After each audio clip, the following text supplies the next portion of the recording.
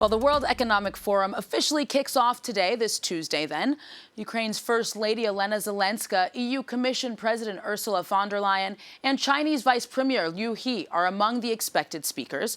Well, our business editor Kate Moody joins us now from Davos in Switzerland.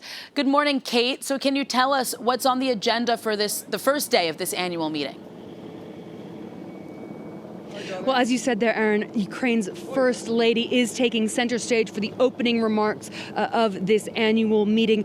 We understand she'll be delivering what's likely to be thanks for the aid that's already been delivered from the international community, as well as pleas for more support, both military and financial. Her husband is scheduled for a video address on Wednesday. Ukraine is still one of the central topics of this week, and a series of exhibits and discussions all around here in Davos. I'm standing here on the main promenade. A lot of the discussions around here are centering not just on what's happening on the ground in Ukraine, but on the ripple effects that are being felt around the world. Ursula von der Leyen will be following Zelenska.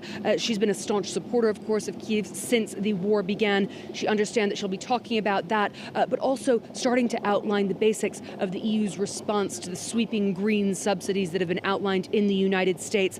We might get some details of a European plan to support green tech. So that's all on the agenda this morning. China's Vice Premier is also here, perhaps symbolic of the shifting balance of power in the world, China's growing place in it. It is the highest level Chinese delegation here in Davos for several years. There's a lot of focus, of course, here in Davos on the recent lifting of COVID restrictions there in China. The speech also comes, of course, as China confirmed that its economy grew at the second slowest pace in 5 decades last year, partly because of those restrictions. We understand that he'll also be meeting U.S. Treasury Secretary Janet Yellen in Switzerland later on this week. Tensions between the U.S. and China still very much a focal point for business leaders here. And that will not be, of course, the only focus this year, Kate. Many of the supply chain issues that had been dogging industries around the world appear to be easing now. Is that in part at least due to government measures to support domestic production? It is, and the industry of semiconductors, I think, is really a case in point here. We saw a huge shortage at the beginning of the pandemic and in the months after that. We know that demand is still rising, although some people in the industry are now talking about a glut. They say that actually production has gone up too far. The US and EU have each dedicated around 40 billion euros to expanding their own domestic production. That's in an effort to compete with the huge centers of semiconductor production that are currently really concentrated in Asia. Those EU and US programs include tax breaks and subsidies. I've been speaking to officials at Intel, one of the world's biggest producers of semiconductors, microprocessing chips, all that kind of software that goes with it. They've been saying, underlining that the importance of that public-private cooperation is not just about the financial side of things. It's also about policy, about regulation, about infrastructure, and making sure that new generations are educated in the right way to allow those industries to continue to flourish. And then also amongst the most important themes on the agenda, Kate, are business leaders worried about high inflation, energy costs, and labor shortages as well. Absolutely. A new survey released here in Davos by PwC overnight shows that some 40% of CEOs who were surveyed say that their companies are extremely exposed to inflation this year. A third say that they're worried about microeconomic volatility at the moment. That's all things that are going on in their minds. Perhaps surprisingly, 4 in 10 of those CEOs that were surveyed do not think their organization will be economically viable in 10 years if they continue on their current course, if they don't enact a lot of reforms to keep up with the times. But while half of those CEOs said they are actively trying to cut costs, only about 16% said they were looking at cutting staff. Now, I've been speaking to Christophe Catoir. He's the president of Adecco, the HR company, about what French companies in particular are worried about as we head into 2023.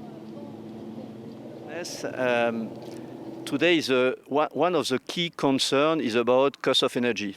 Today you see that 5% of employment in France is in a very sensitive industry. And we have seen from our clients working a lot in energy, in the glass industry. You can see that in the chemical industry, that some companies were obliged to stop sometimes their production. So that's the first one. The second one is, what about the consumption? It's always one key challenge. On the contrary, and that's a good news, 1 year ago, we don't remember, but we were facing a lot of supply chain concern. Today, supply chain is pretty under control. It means that some industry like aeronautic, automotive are coming back at the face, and today they are clearly accretive in terms of employment. So at the end of the day, concern is mainly about geopolitical uncertainty, but also I would say the cost of the energy, which is probably versus APAC or the US, one of the key competitive disadvantage we could have if we don't find any solution. So there you have it. Christophe Catoir speaking to France 24 earlier. I'll be back later on in the day and throughout the week with all the latest from business and political leaders here in Davos. Kate Moody, thank you very much. Well, we'll end this business segment then with a checkup on the stock markets. Stocks opened flat in Europe this Tuesday morning. This over concerns about where the global economy is headed, as we just heard from Kate Moody in Davos. So many of those concerns will, of course, be aired out at that conference this week. And then slow Chinese growth in 2022 is weighing on investor sentiment as well, largely in Asia. GDP only growing 3% last year, and that is the slowest pace in decades. Shares then mostly falling on Asian marketplaces this Tuesday, with the exception of Tokyo's Nikkei up over 1.2%.